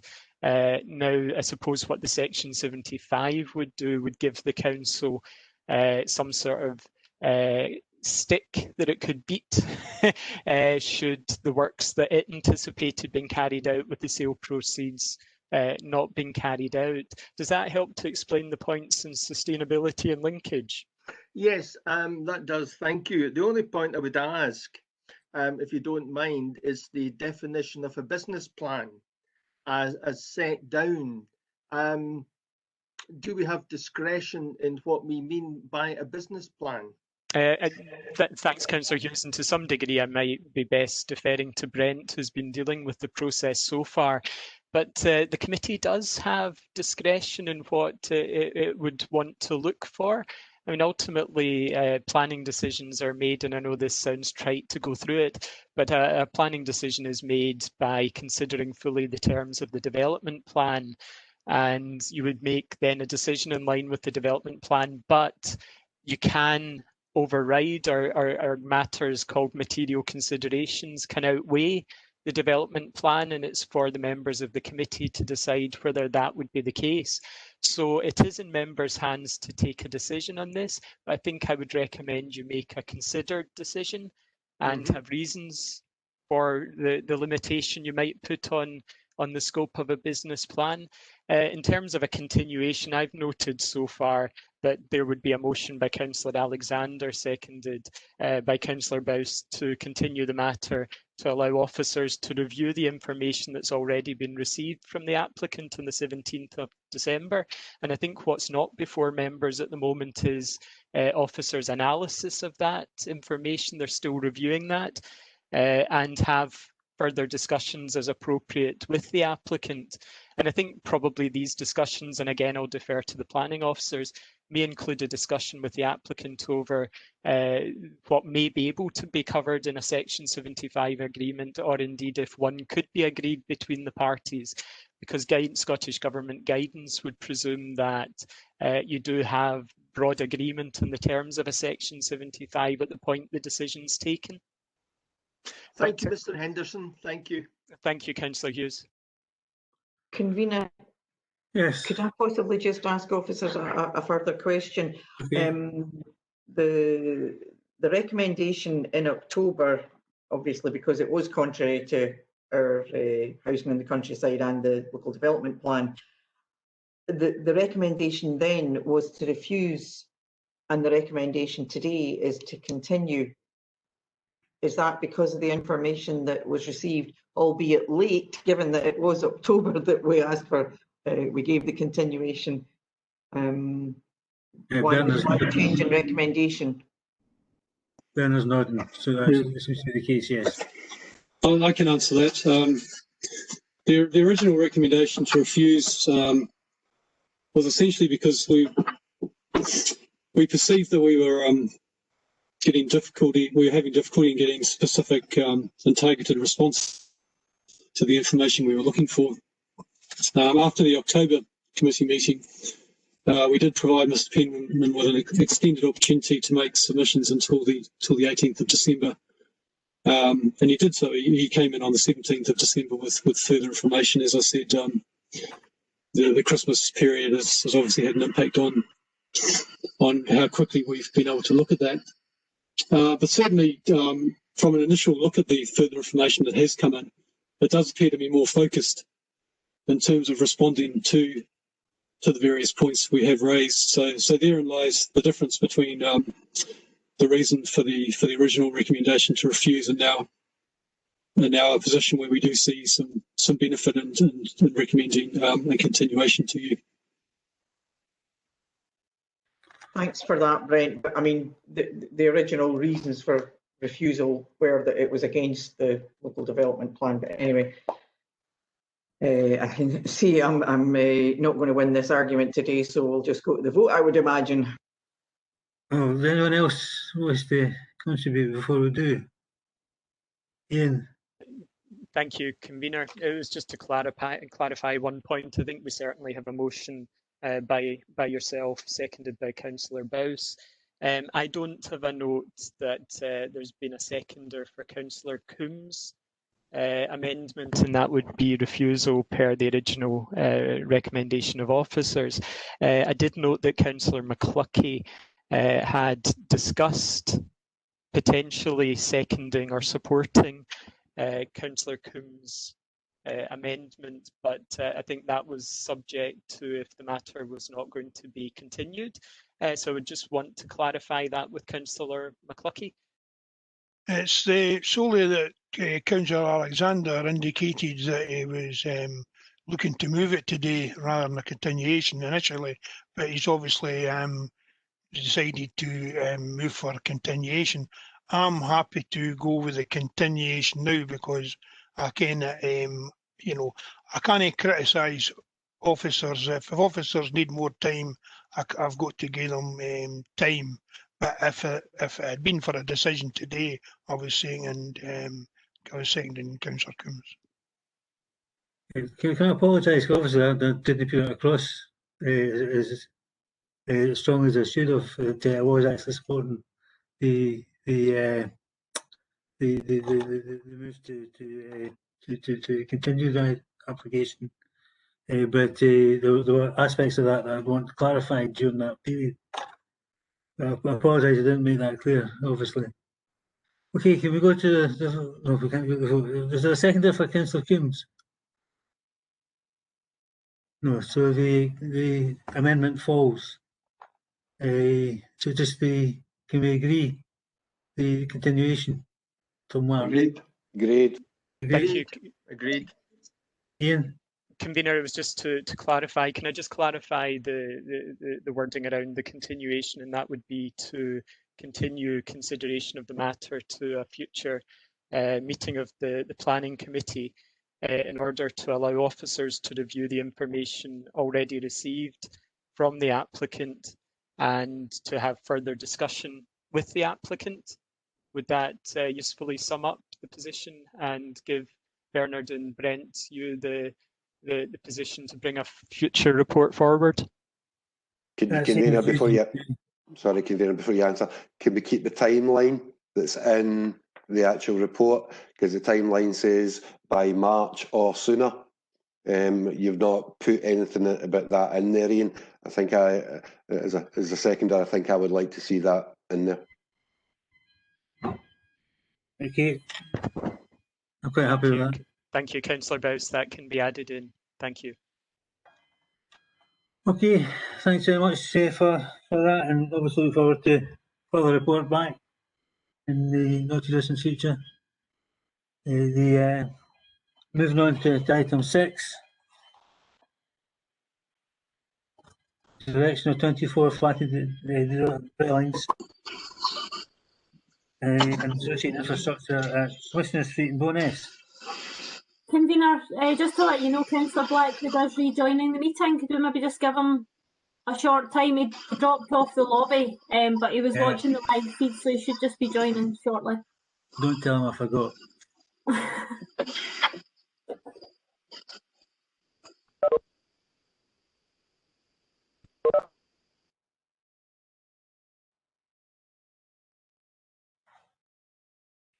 That's us now, Convener. Thanks. Okay, Jim. Yep, thanks. Jim. I knew something would grass me off. The item 6 is the erection of 24 flatted developments and 6 dwelling houses and associated infrastructure at Commissioner Street in Bowness for MGR Holdings. Thank you, convener. That's me that's presenting this item, Julie Seidel. So I'll just begin with the overview of the application. As you said, this application relates to the development of 24 flats and 6 dwelling houses at Commissioner Street and Union Street at Bowness Town Centre. The development comprises a terrace of 6 two-storey dwelling houses which front Commissioner Street, and the flats would be contained in 2 3-storey blocks which would front Union Street and the corner of Union Street and Commissioner Street. Bernard, I don't know if you're able to share some of the plans, perhaps the proposed site plan. If you're able to do that, that would be great. No representations were received on the application and no issues in principle were raised from consultees, except for the Health and Safety Executive, who advised against the application on safety grounds. Members will recall other similar applications in Grangemouth and Bowness town centres where this issue has arisen previously, and applications have been presented to the Planning Committee as a result. In this instance, it was the density of the development within the middle zone of the Forties pipeline that triggered the objection from the Health and Safety Executive. A significantly reduced density would be required to remove that objection. However, that density would not respect the settlement pattern or character of the surrounding conservation area. If you're able to, Bernard, could you perhaps put the street scene elevations up just to give an overview of the appearance of the development? The application is assessed as being in accordance with the development plan. The site is allocated as a housing opportunity, and it's considered that a good level of residential amenity would be achieved with regards to privacy, daylighting and architectural quality, which we feel would enhance the character of the surrounding conservation area. The development is for 100% affordable housing, and it would address a long-running vacant and derelict site. There is no conflict with policy JE06, major hazards, noting that the site would achieve significant regeneration benefits and would not have an impact on the operation of the pipeline. In conclusion, the application is assessed as being in accordance with the development plan. HSC have advised against development, however, their concerns are not considered to outweigh the development plan on the basis of the allocation of the site in the local development plan for residential development, the town centre location and the potential regeneration benefits within a town centre conservation area. The application is recommended as minded to grant, subject to notification of the application to Scottish ministers on the basis of the objection, and thereafter, if Scottish ministers do not call in the application for their own determination, it is recommended upon satisfactory conclusion of a legal agreement, which would be in relation to affordable housing and open space contributions for Victoria Park, that planning permission should be granted. Thank you, convener. Okay, thanks for that, Julie. I think this is an excellent application. It falls in line with our policy for town centre regeneration, in terms of bringing people back into the town centre to live. I'm more than happy with the recommendations contained therein, and we move accordingly. Anyone wants to? Convener, Councillor McHugh. Sorry. Okay, Councillor. No, it's all right. Councillor Kerr, go ahead. And then yourself, Adana. I was just going to second you, but if Councillor Kerr's doing it, that's fine. Okay, Convener. I think that as you say, is regeneration back into the town centres. I wish we could do that with more of our town centres and support the town centres. And I would second the same. Thank you, convener. Okay, Councillor McHugh. It was really just to second your motion, convener. I think this is a great application, and it would be wonderful to bring more life into Bowness Town Centre. Thank you. Okay, anyone else? Yes, convener. Quick question. I have no problem with the application and supporting it, but my only question is around the health and safety objection. What kind of weight does that carry? I mean, we've always worried about health and safety, but the health and safety executive are putting an objection. I'm just wondering what kind of weight it carries. Joy?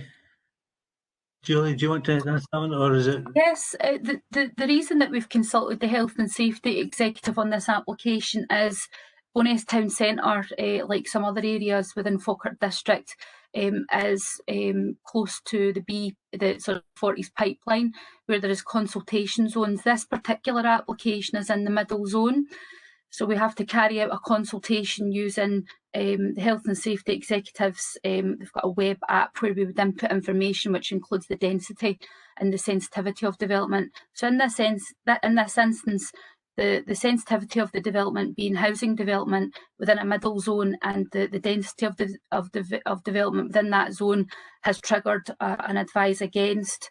In relation to the pipeline, there is information which is publicly available and which has been before committee before, and that the pipeline characteristics may be different than HSC is using to carry out their assessments, and that the pipe may be thicker walled or deeper. HSC will be reassessing and remodelling these. However, they've indicated that it may be a number of years before they can do that, and that is why certainly we would be looking to give their objection less weight, and also taking into consideration the fact that it is an allocated housing site within a town centre area. It has been derelict, a very derelict and an eyesore, if anybody knows the site, for a long time, and it would certainly have regeneration benefits for the conservation area. So the application itself is in accordance with the development plan.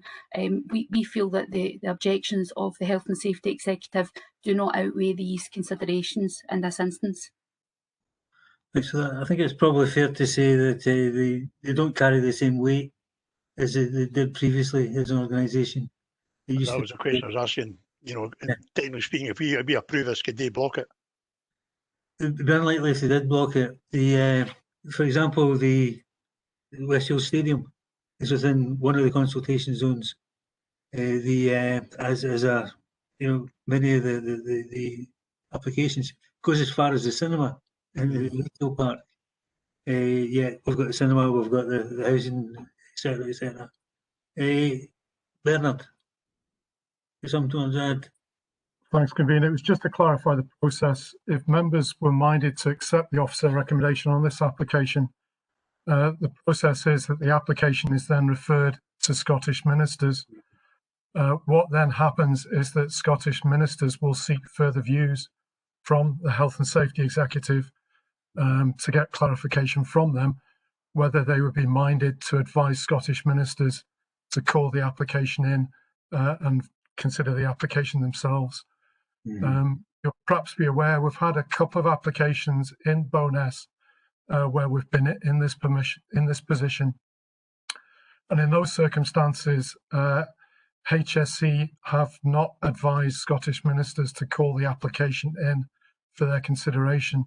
My understanding is that's based on the sort of points that Julie's mentioned to you about the information that's available and the general circumstances in Bowness.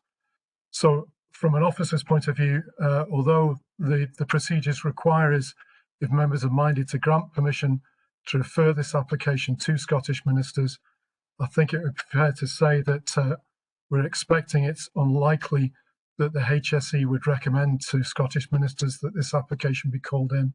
I don't know if that helps you at all. Yeah, they certainly haven't in the past, or recent past. It was almost, it seemed to be automatic, you know, when I first came to local government. But there seems to be a change of attitude now, which is welcome. Anyone? Councillor Bowes? Thank you, Convener. Very quick point. I think if you look at item 4.5 on the consultations, INEOS Forties Pipeline have not objected to this application. They consider that the safety and engineering integrity of the Forties Pipeline would not be affected by the proposal of the development. I think that gives me some comfort that even if HSE do put something to Scottish ministers, I don't think there'll be a problem, because obviously who will they speak to is the people that actually own the pipeline. So quite happy with what's been proposed already. Okay, can we? If there's no one otherwise, just a bit. Thanks, Convener. I just want to say it's a great application. I know the area quite well, and it is an eyesore, so look forward to seeing that development go ahead. I really don't think it would get knocked back, because that pipeline, as you said yourself, Convener, passes through in front of the stadium and it heads over to the Helix area. So traditionally we would have knocked it back, but I really don't think so. So great application. Glad we've agreed it. Thank you. Good. Anyone else? Councillor Hughes?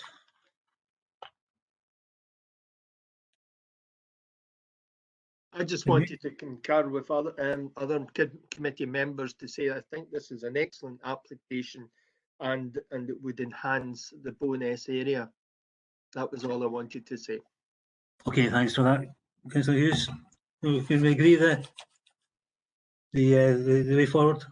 Agreed. McCluckie. Councillor McCluckie. His hand up. Oh yeah, okay, Councillor McCluckie.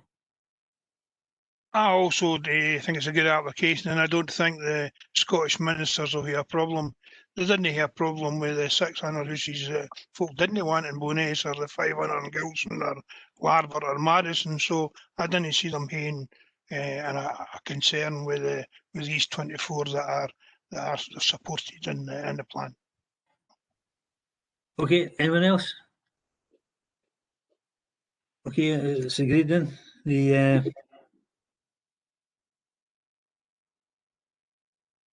item 7 is the erection of the dwelling house, land at the west of Ruma, Shiltall Road, Redmere Head, for Ashley Bowman. Who's taking this one? Bernard, yourself? Thank you, Convener. It's myself, Kevin Brown. Thank you. This is a detailed application for the erection of a 2-storey detached dwelling house at land to the west of Ruma in Redmere Head. The application proposes that the dwelling house fronts onto the northern side of the B810 Shield Hill Road and proposes to utilise an existing field access to serve the site. The consultation process in this application has not generated any concerns from consultees, and no letters of representation have been received. In terms of policy assessment, the proposal is assessed as being contrary to the development plan, owing to the fact that the application site is located outside of the urban limits within an area of countryside, and it is not supported by any form of justification to demonstrate that the countryside location is essential in this instance. Notwithstanding the policy assessment, members will recall that the previous application on this site, P180190 PPP, for the erection of a single dwelling house at this location was granted planning permission in principle by the Planning Committee on the 31st of August 2018. Following the grant of this permission, survey work was undertaken at the site in relation to potential coal mine and legacy issues. This survey work uncovered the presence of a mine shaft entry, which effectively rendered this portion of the site, previous application site, undevelopable. The current application seeks permission for a larger site area than the previous application, thus allowing for the dwelling house to be repositioned in an area outside of the zone of influence of this mine shaft. It is considered that despite this larger site area and the repositioning of the proposed dwelling house, the previous grant of planning permission in principle remains a strong material consideration in the assessment of the current application. Taking into account the presence of the mine shaft entry and the previous grant of permission in principle, it is considered appropriate to set aside the terms of development plan in this instance, and for this reason it's recommended that the committee grant planning permission subject to the conditions outlined in the report. Thank you. Okay, anyone wish to kick us off? Councillor Bowes? Thank you, Convener. And thank you for Kevin for the report. I think it was clear, very clear. And for that in itself, can I recommend, can I propose that we accept the officer's recommendations on this? Can I second that? Oh, sorry. I jumped in ahead of Councillor McHugh, sorry. You did. The dangerous thing you do. Yeah, I know. Councillor Nicholl has been waving furiously there before me. Okay. No, I'm happy to defer to Adana, as I suspect we're on the same wavelength anyway on this issue. The motion to approve. Thanks, Convener. Happy to concur with what's been said by both Adana and Gary. I think Kevin laid out the circumstances of this application, and I have certainly no issue with it at all. Okay, thanks very much for that. Anyone else? Can we accept the recommendations? Agreed. Agreed.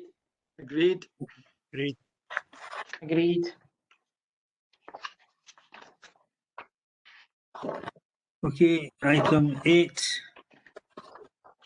is the park demolition extension and conversation on the church class 10 to form 15 flatted dwelling house with associated infrastructure at Erskine Church, Hodge Street and Falkirk. The I've noted that there's an application for the same address, item 9. There are very separate issues relating to this particular application, or this particular property, sorry, that means that it's better that the advice I've received is that we rather take them both together, keep them separate.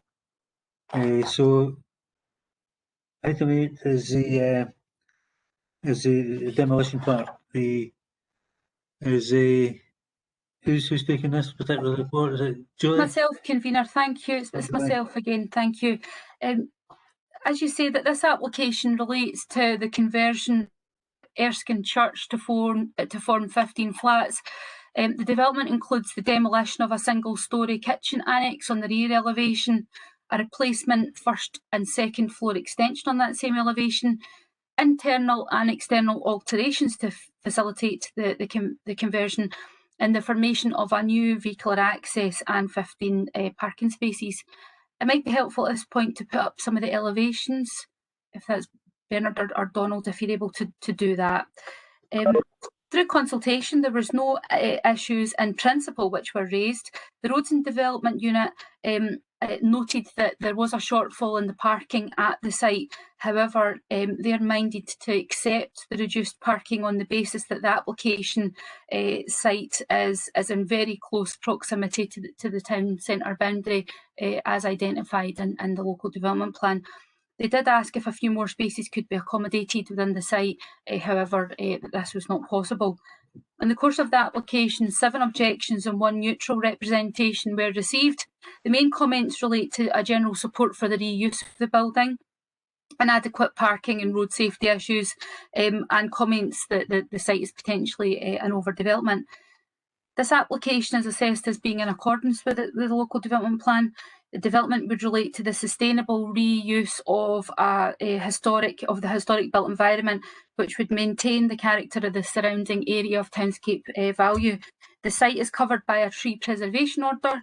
However, trees to the front of the site are to be retained, which you can see in the proposed site plan before you, which would also provide a modest garden area for the new residents. The site has good access to shopping, recreation and other community facilities and would make a modest contribution to the council's 5-year supply of housing. The applicant advises that the community church use is no longer viable, unfortunately.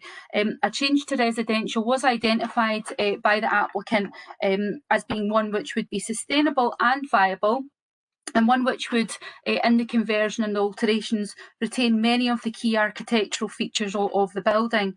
The proposed alterations and extensions to the building are assessed as being acceptable, as the scale, design and materials would be sensitive interventions and would sit well with the existing historic fabric without being dominating. The reduction in parking is assessed as being acceptable in terms of national policy within a main urban area. It's recommended that committee grant planning permission subject to planning conditions in relation to the submission of material samples, completion of the roads and parking areas, and also information on the future use of stained glass and the church organ. Thank you, convener. Okay, thanks for that. The Erskine Church is a well-known landmark within the town centre area, or off centre. It's a pity that the attempt by the church to effectively give the property away to community groups didn't come to fruition, but there we are, c'est la vie.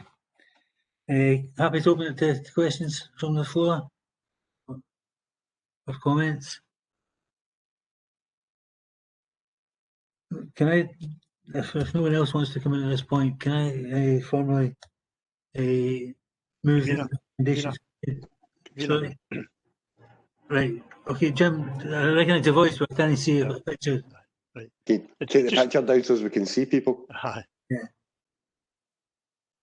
I've no concern over the application, but it's been called in by Councillor Patrick because of a potential danger at road junctions. What's the officers get any comments on that?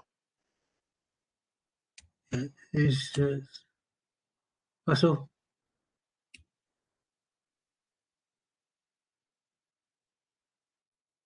I thought Russell was with us. Was it start, I mean? Yes, he's there. Oh, yeah. Russell, you any comments to make with regards to the questions been raised? I think, you know, it's a short form parking. I don't have any concerns really about the junction itself. The junction's pretty busy. Anyway, this level of, I'm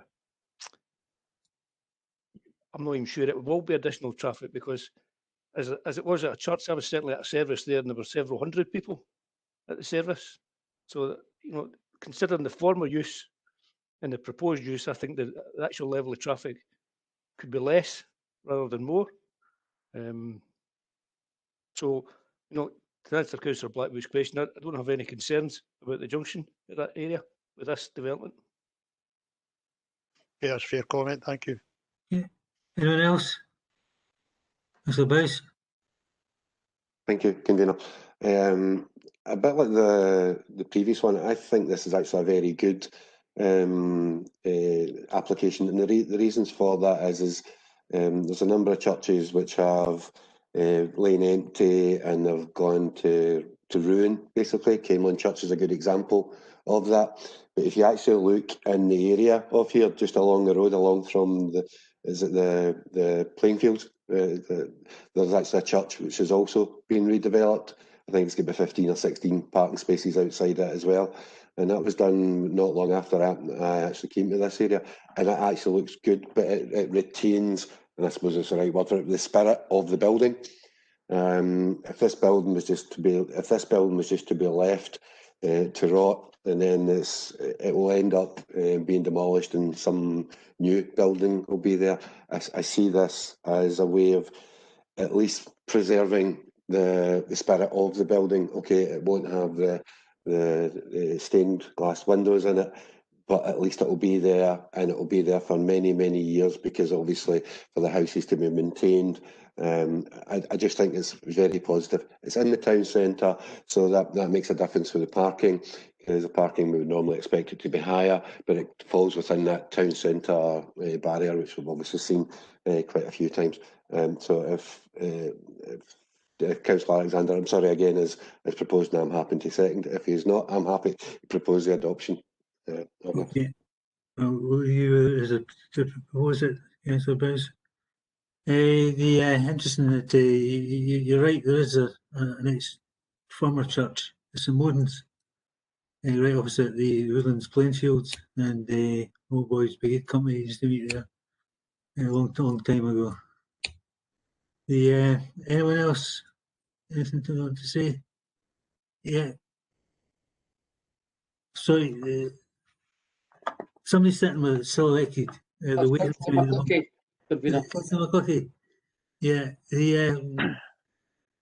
Thanks again for letting me in. I've not got a problem, but as I say, it's Councillor Patrick is a local member, and he called us in. Normally, you know, if Councillor Patrick's got concerns with something, he comes to sites. Our bits of representation, and I always listen earnestly to what John says, because he does go around these churches, and he's maybe heard some concerns, but obviously we've not got that before us. I would have been more comfortable if, you know, if I can't what the concerns was, but obviously if officers can't add up, can't give me any information, then I'm happy to go with officers' recommendations. But the other question I was wanting to ask was that I've not seen before, coal mining exemption. Now, I was always informed that the amount of people we've told that they weren't going to get planning because they didn't have a coal mining report. And I always thought it was obligatory. But here we're saying there's an exemption on the grounds that what we've got here is one type of application or nature doesn't need it or something like that. And in 7B21, we'll see it. The proposal is considered to fall into one of these exempt groups, what ground conditions still should be considered as part of the building standard process. Now, as elected members, seeing we've not came across that before, I was wondering if officers could, A, give us a verbal update on it, and 2, send us out some literature on it. Because how do we ken that all these other proposals that were turned down didn't come into one of these categories that didn't need the coal mine exemption? You know, so we need to know that when we're decision makers, and obviously, so I'm sure Bernard will tell us, Councillor. Thank you. Julie, you were the case officer. Thank you, convener. Yes, there is guidance in relation to when the coal authority need to be consulted, and indeed when a coal mining risk assessment or further intrusive site investigations may not be required as part of the application process. These include applications like advertisement consent, where there's not going to be any ground excavation, and this application where it's predominantly a change of use. Any sort of ground excavation in this area would be fairly low level in terms of resurfacing the car park and any sort of down takings. So I think that's where there was an exemption in this instance. Okay, happy with that. Can you send some literature out to Councillor McCluckie? There is guidance from the Coal Authority which we can circulate, of course. That's fine. Good. Okay. Convener. Motion, sorry. Convener, just in relation to Councillor McCluckie's comment regarding Councillor Patrick, just to let you know, I did email Councillor Patrick to ask if he wanted an invite to the meeting today because he'd called the application in, but I didn't get a response from him, so I think he was quite happy. Okay, agree with that. Yeah. Okay, we've got a motion that's not been seconded yet. The motion was moved by Councillor Boyce. Is there a seconder for that? Happy second, Convener. Okay, thanks very much for that. Anyone otherwise minded? Oh, okay, can we agree? Agreed. Agreed. Very much.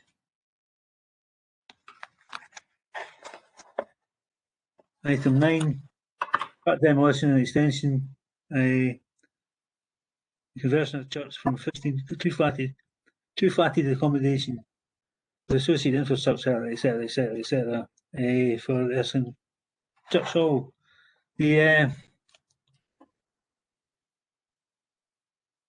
Julie.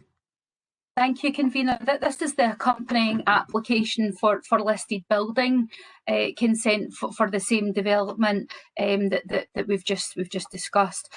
Certainly, there's a couple of differences on this application, primarily in terms of the consultations that were carried out and some of the policy considerations that were a bit more informed in terms of the alterations to the fabric of the building. We did consult Historic Environment Scotland. They did not object and they didn't offer any comment on the proposals. We also consulted Falkirk Council's Museum Services. They didn't object.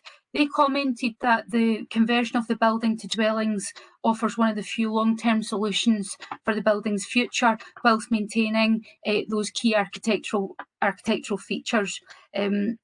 This application is assessed, like the last one, as being in accordance with the local development plan, with specific relevance to the placemaking policy, listed building policy, and the policy on areas of townscape value.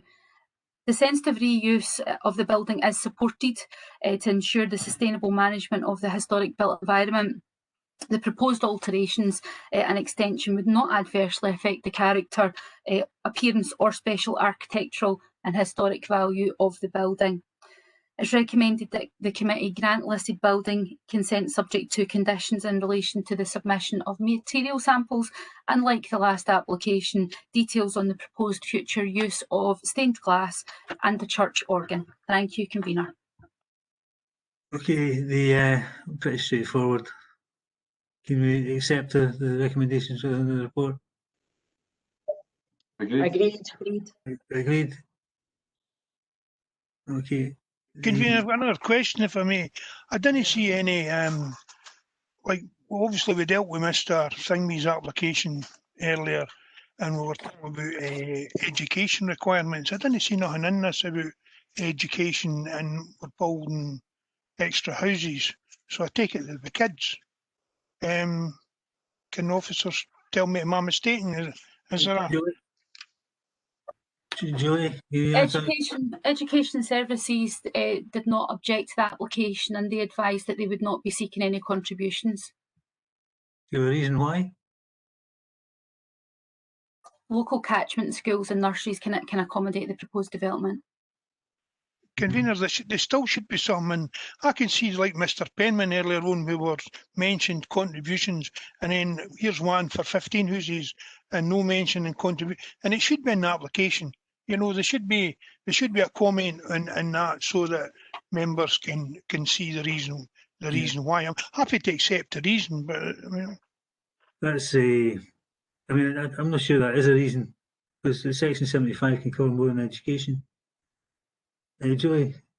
The contributions in relation to education and open space provision were discussed at length in the last report for full planning permission. It's not a consideration in relation to the listed building consent application, which deals primarily with the impact on the historic fabric of the building. Yeah, I understand that. Okay, can we accept the recommendations? Agreed? Agreed. Okay, the final report is the election of a outbuilding retrospective. Suliak? That's me, convener, John Cooney here. 13 Swiak Drive in Denny. Good morning all. This application was called in by Councillor Garner, and before we continue, it has come to my attention that in paragraph 2.1 of this item 10, Councillor Garner's name has been misspelt. I'd like to apologise for that error. This proposal seeks retrospective approval for an outbuilding in the front garden of the property. At this point, Bernard, if you could share the site visit photos, that would be great, please.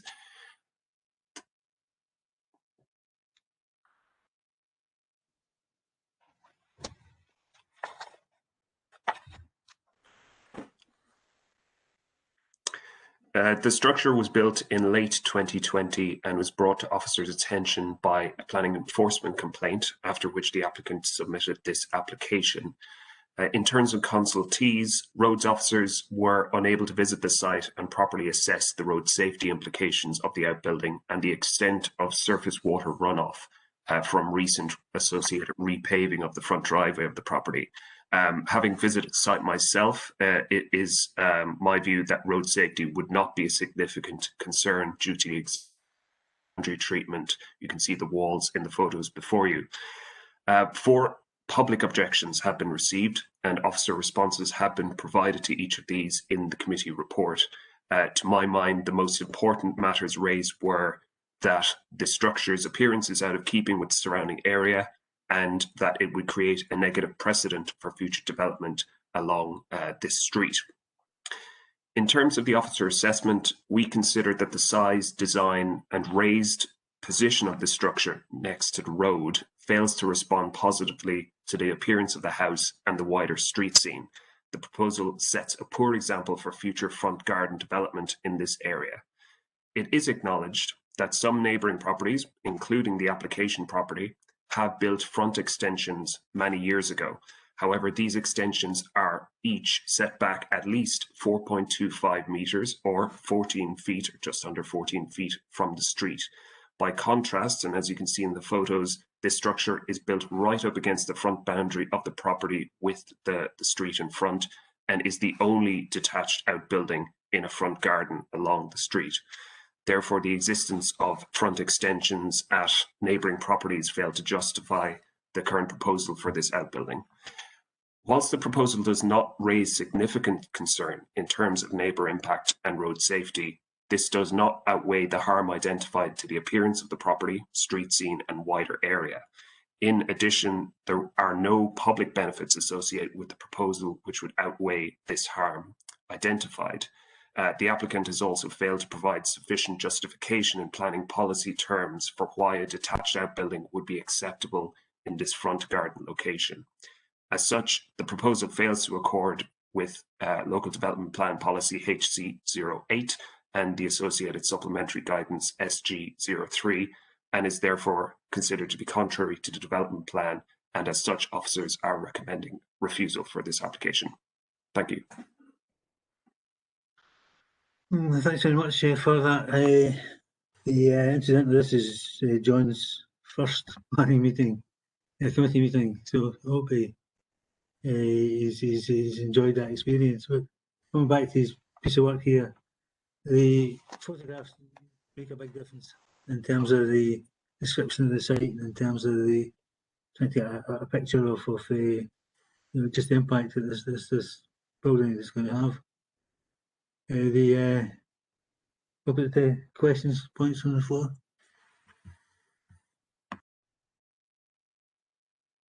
Could we take the photograph away? That's it.